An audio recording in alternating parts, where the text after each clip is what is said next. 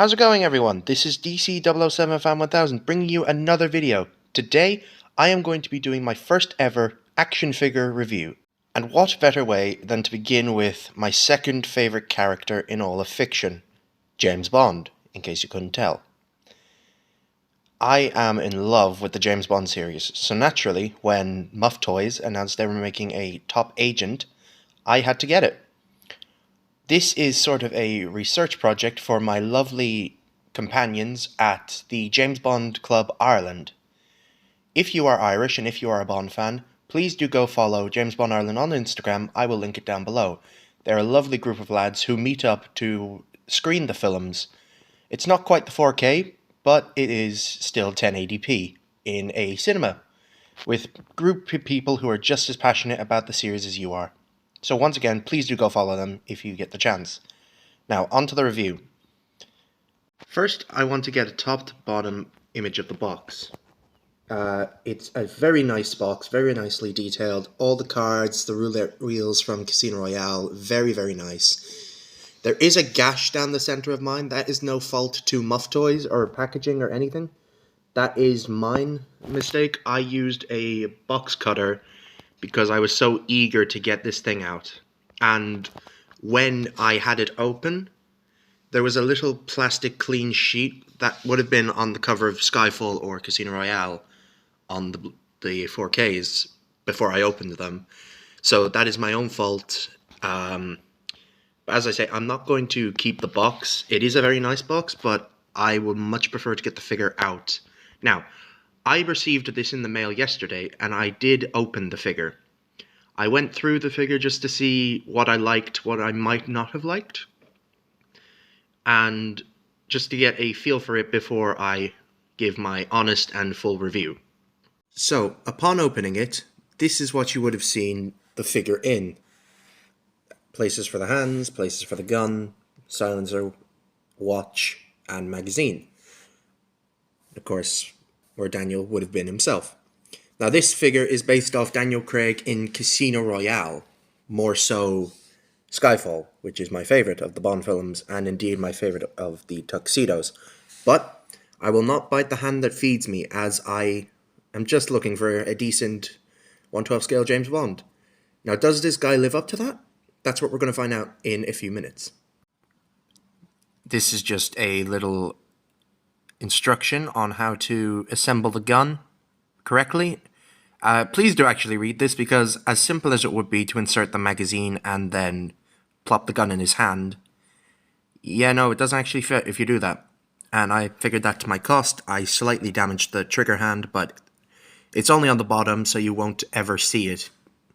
And then some more maintenance stuff on the actual figure, some assembly. You can iron it if you'd like.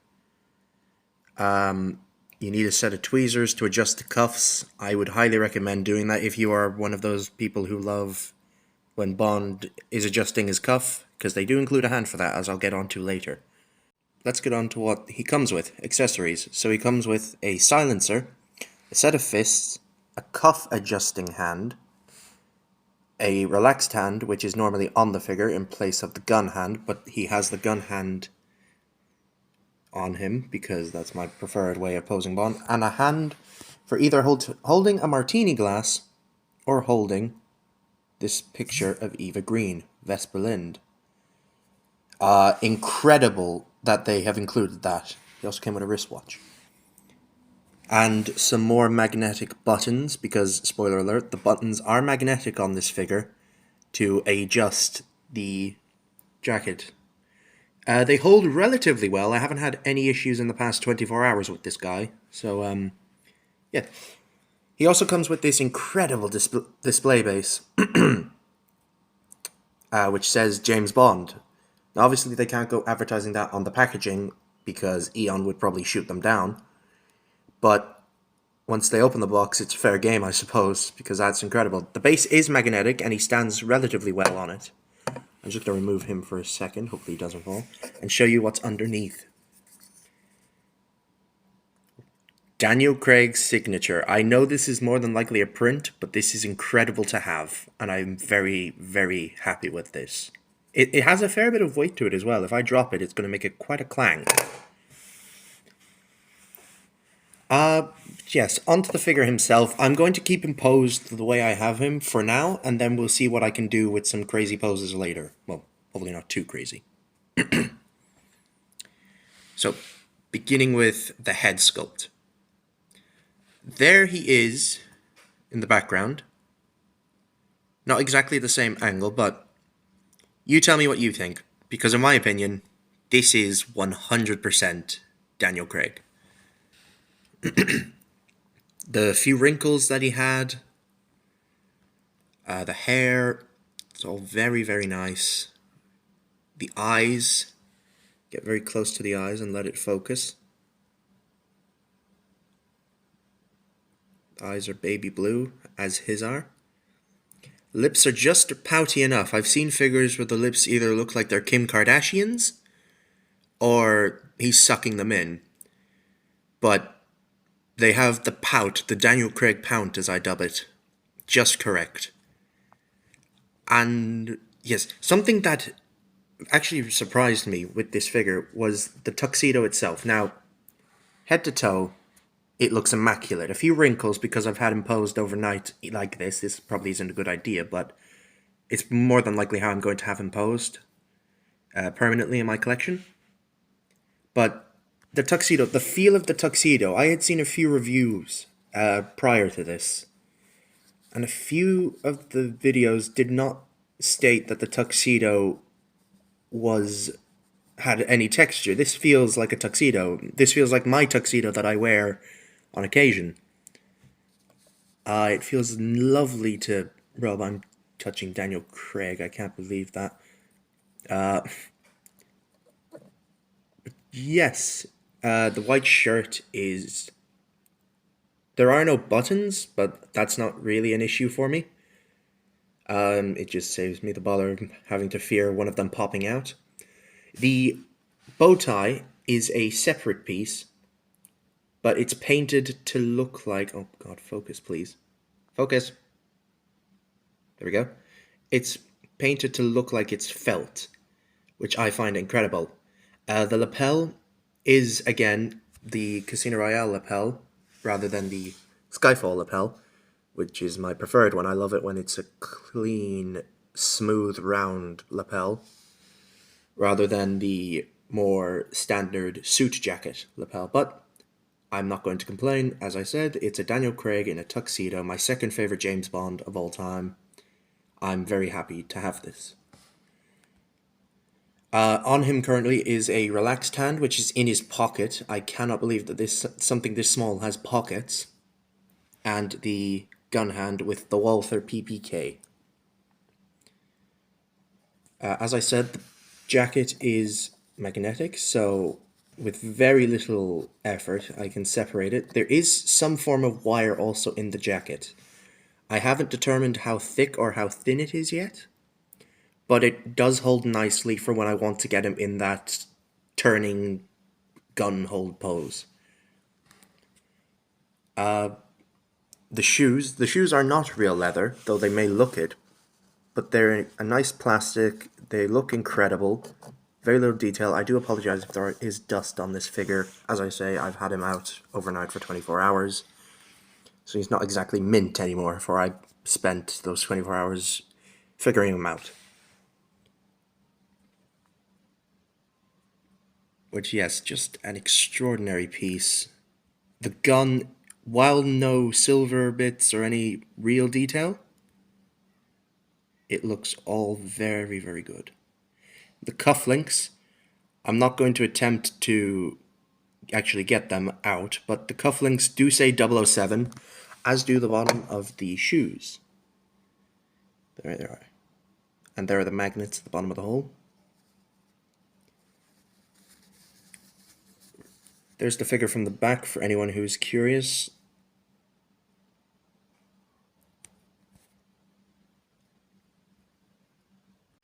Now pay attention. I'm going to go over the articulation of the figure.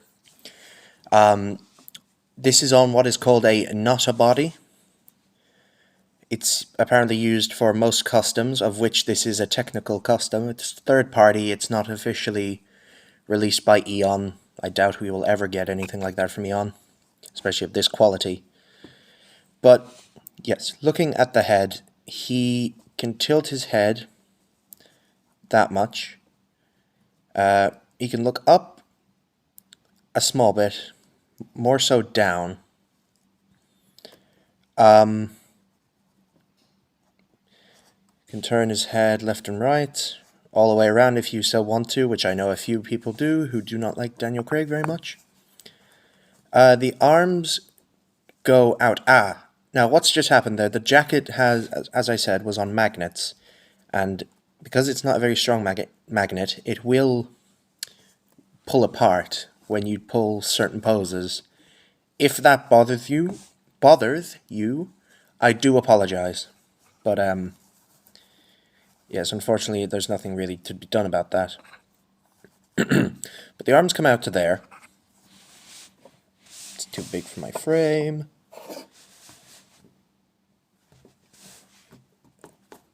There is a bit of a ratchet in there. It does make some noise on occasion.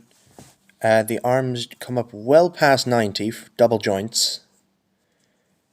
So you can get a lot of fun with that. Now be careful of the suit. The suit will wrinkle if not pulled back properly when finished adjusting the figure. And the cuffs do need to be pulled out. It's very annoying for someone like me who loves to have the clean cuff of Skyfall and Spectre and No Time to Die. But it's not the end of the world. Now, in the waist, he does have a cut here and a swivel down at the the waist. So you should get that much forward and not a lot back. Legs, they will do a full split, but are very hindered by the trouser.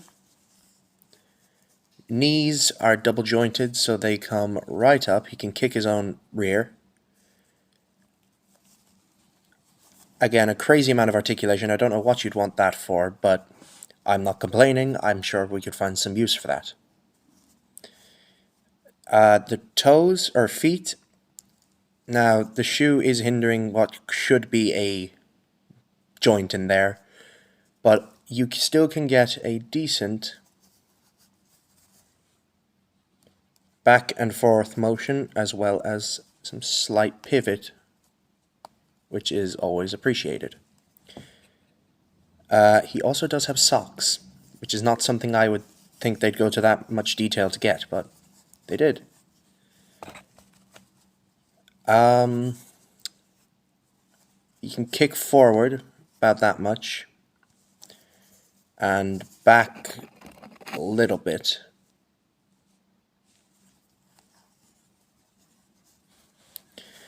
But yes, his arms will go forward and back, but they are very hindered by the jacket, so unfortunately you won't be able to get a spot-on arm out pose with the gun. You'll have to just slightly mess around with the hand like that to get that. It's unfortunate, but it's a small price to pay in my opinion, as well, it looks just as good. Not too much you're missing. And the arm will go back like that. Bob joint at the wrists. Swivel up and down, depending on which way you have it. He does have a slight rotation at the leg. That is very clickety. And as I said, a waist joint. Always good fun. Now, when I received this figure, he was very cold, so the joints were very stiff for a few hours, but as I eased them, he did eventually become more athletic, shall we say. I do recommend that you try heating him up with a hairdryer beforehand. I would normally recommend hot water more, but obviously this is a fully clothed figure and you do not want to mess with the suit. I'm not a professional poser, but so some of these won't look too good. This is my attempt at the recreation of the spinning, jacket whirling in the slight breeze gun barrel pose.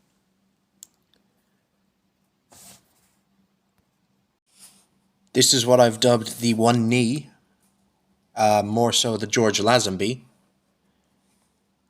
I have no idea why anyone would want to put him in this pose. I'm just testing out to see how dynamic he really can be.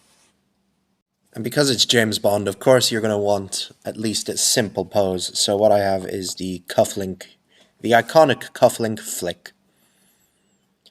Everyone knows this pose. I'm fairly certain a few of us in the JBCI have definitely recreated it once or twice ourselves when we've been tailored up. And of course, we have what I dub the Skyfall pose. Hand in pocket, gun pointed, just iconic, classic James Bond. So, now that I've gone through the figure's articulation, accessories, face sculpt, and details, let's get into finances, shall we? Do I think this guy is worth the money? Well, every penny of it. Now I know he might have a bit of bias saying that, but yes, I do think this is worth every cent. Now, for context, I did spend a hefty bit on it. I paid $95 US. Convert that into your own currency. It was a lot of Hong Kong dollars, and I nearly had a heart attack when I read the price back, thinking I'd spent more than what was in my account. But yeah, it was 85, but 10 shipping. I got the deluxe version, which means I did get the base. Very simple base, magnets in the feet.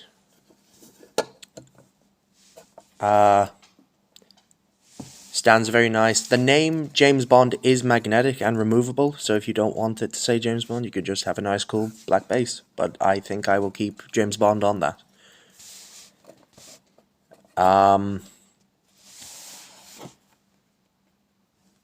Yeah, I do.